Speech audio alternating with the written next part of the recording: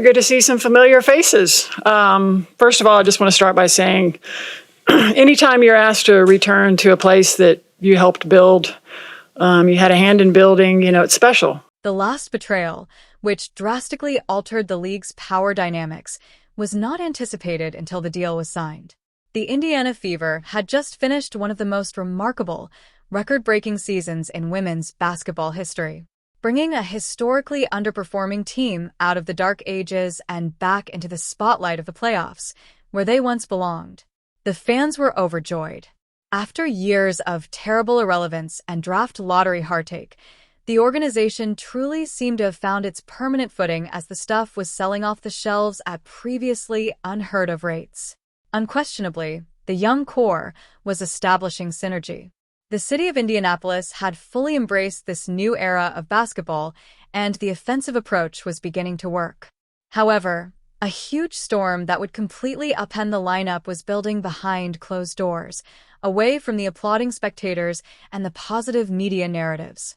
Destroy the idea of a flawlessly joyful locker room and have the team's top star face an extremely difficult, high-stakes situation. The front staff released a shocking revelation that completely shocked the sports world just when everyone believed the team could finally get some relaxation and the draining drama of the rookie season was well behind them. The head coach, Christy Sides, was abruptly fired after enduring an unthinkable media circus, taking the harsh criticism well, and leading the team to their first postseason participation in almost 10 years. It was a callous, heartless corporate move that demonstrated the organization was no longer content to merely take part. Their goal was to rule. However, when Sides was fired, the actual earthquake did not occur. It struck when her extremely contentious replacement was unveiled by the front office. In her place, the team announced with pride the arrival of a name that immediately infuriated ardent supporters and resulted in a loud, conspicuous silence from the team's franchise player. They had gone out and hired Stephanie White, the bright but infamously gritty strategist who had just spent the last few months planning a very aggressive, physically taxing, and harsh defense campaign against Caitlin Clark. For many in the building, this felt dangerously close to sleeping with the enemy. It wasn't just a straightforward coaching move intended to modify the offensive playbook. The Connecticut Sun, the team that had been the ultimate antagonist in the Fever's narrative during the entire season, had Stephanie White as their head coach. Kelly Kroskoff, the recently appointed president of basketball operations, found herself rushing to quell a significant internal crisis as the chaotic news quickly spread throughout social media platforms and sports networks. Before the rumors could destroy the locker room, Kroskoff had to take swift action and reveal the startling reality about Caitlin Clark's main issue with her new head coach. That wasn't the whole tale, though, since the poisonous origins of this extremely uncomfortable relationship actually began months before anyone was aware that a front office move was imminent. These two opposing forces have been at odds on a professional basketball floor since the beginning. You must examine closely what transpired during Caitlin's demanding rookie season, particularly when she faced off against White's defensive strategies, in order to fully comprehend the extreme gravity and peril of her current circumstance. For any player, the move from collegiate basketball to the professional ranks is infamously difficult. However, the challenges this young star encountered were completely unheard of in the sport's history. In order to test her breaking point, opposing teams undertook a methodical, well-coordinated campaign of physical intimidation in addition to playing hard, conventional defense against her. With cheap shots away from the ball, extremely hard screens meant to leave bruises, and borderline egregious fouls that dominated the national headlines week after week, it was a true baptism by fire. And the Connecticut Sunday was the most successful club in the league at embodying this aggressive, purposefully unfriendly approach. The Sun fully changed into a fearsome defensive juggernaut that seemed to take great pleasure in making the rookie's life a living nightmare on the hardwood under the direct, unreserved guidance of Stephanie White. White used strong full-court pressure to weary the rookie guard before she could even cross the half-court line, creating intricate defensive traps that drove the ball out of Clark's hands.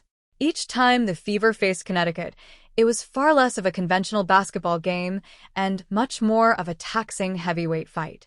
The first round of the eagerly awaited playoffs, a series that will live on in the memories of irate Indiana supporters, marked the pinnacle of this animosity and the point at which the two teams' relationship broke. The roughness reached a boiling point during that extremely tense playoff series, sending social media into a complete frenzy. Joni Carrington of Connecticut jabbed Caitlin in the eye in a contentious and hotly contested moment that completely altered the postseason's mood. The youngster was clearly startled, wounded, and having trouble seeing after a brutal play that the referees inexplicably failed to call. One really annoying aspect of that series was the officials' obvious lack of protection, but the overall story that came out of it was indisputable. To permanently shatter the rookie's spirit, Stephanie White's squad was more than willing to go outside the bounds of the rules. They aggressively mobbed her on the perimeter, trapped her in the corners, tormented her in the paint, and finally put a heartbreaking end to her incredible rookie season. It was a huge dramatic twist that no one anticipated when the Indiana front management turned around a few weeks later, fired their own coach, and gave the franchise's final keys to the same lady who had planned that nightmare. For a player who had just sacrificed everything, both mentally and physically, to improve the team, it felt like a huge slap in the face. The cold, harsh truth of this front office decision started to set in inside the carefully guarded Fever practice facility, and everyone would be shocked by what transpired next. In the immediate aftermath of the hiring announcement, the franchise player's silence was extremely deafening, and it didn't take long for league insiders to learn about the true, deeply ingrained problems. After her time with the NBA's Pacers, Kelly Krauskopf returned to the front office for more than just maintaining the status quo or making friends. She returned with the only goal of establishing a dynasty, and she immediately realized that she had a huge, raging fire to put out. Krauskopf discovered the harsh, inevitable truth of the situation through extensive, extremely private behind-the-scenes talks. Stephanie White's physical abuse during the playoffs wasn't the only issue Caitlin had with her. That eye poke, however, undoubtedly left a terrible aftertaste that was difficult to get rid of. The actual, underlying problem was a pervasive lack of trust and a scary allegiance dilemma that threatened to ruin the forthcoming season before it had even started. The youngster had experienced extreme loneliness, a lack of protection, and being held captive by her former head coach during the entire season.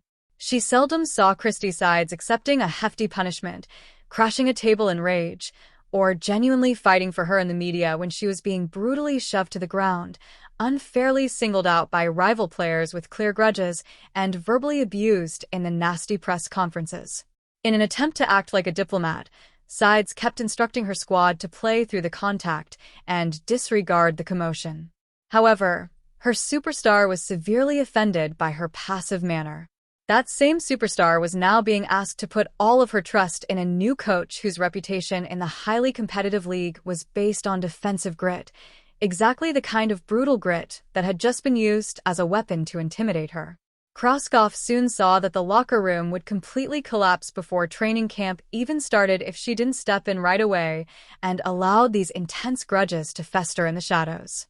In order to force the young star and the seasoned coach to sit down and confront the huge elephant in the room, she had to take extreme steps, deliberately fostering unfiltered, real interactions between them. The president of basketball operations had to face her star personally and reassure her that the same brutality White employed against her during the playoffs would now be completely repurposed and utilized as a weapon to defend her. Convincing a fiercely competitive and extremely stubborn athlete to blindly trust her former tormentor was a delicate, high-wire act of epic proportions, and it was a huge psychological obstacle to conquer. White had to give a detailed explanation of her tactical approach, demonstrating that the harsh defense was a sign of respect for the rookie's actual level of risk on the court rather than something personal. However, overcoming the residual animosity and bruised feelings was just the beginning of their impending, eagerly awaited confrontation on the basketball court.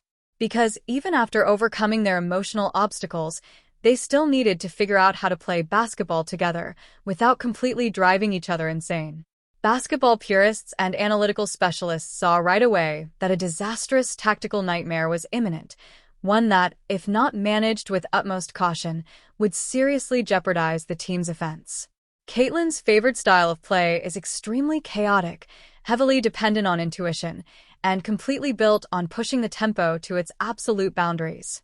You don't need to be a basketball genius or an experienced scout to realize this.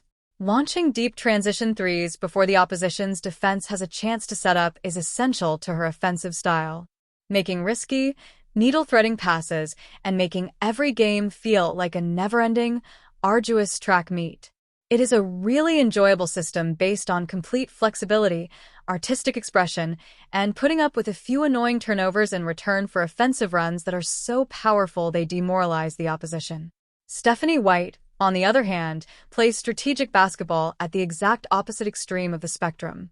She oversaw a remarkably strict, highly regulated half-court grit and grind system throughout her incredibly successful spell in Connecticut. She forced these two diametrically opposed basketball ideologies by demanding complete defensive perfection on every possession, purposefully slowing the game down to a claustrophobic, muddy crawl, and placing a strong emphasis on aggressive post play over run-and-gun perimeter antics.